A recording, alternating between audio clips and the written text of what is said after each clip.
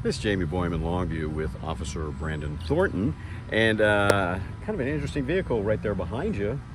What's happening with that?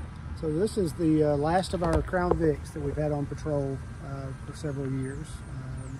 We decommissioned it, and it'll be going to auction here in not too much longer. Okay, all right. And it's I guess this is a 2010 model. This is a 2010 model, and we've kind of said it's kind of an end of an era. They don't make them anymore. They stopped making them in 2011. This was one of the last ones that we purchased.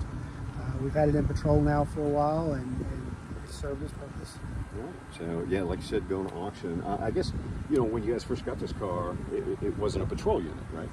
It was originally a training and recruiting unit that we would drive when we would go out of town somewhere, trying to recruit people whenever we go out of town. We had training all over the back of it, and so it originally was not. But then at some point in time, we introduced it back into patrol, added a few things to it, a camera, a radar system, back cage, and it's been a patrol line unit ever since.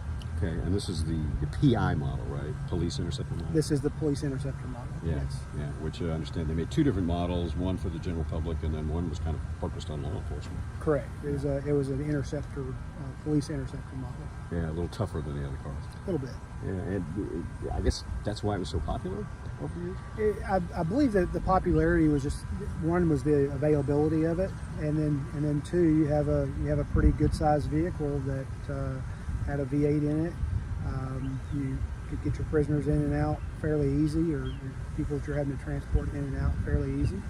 And there was quite a bit of space for the officers. Yeah, is it like very spacious back seat, a large trunk that can hold a lot of stuff? Correct. I guess, So I just going to SUVs now.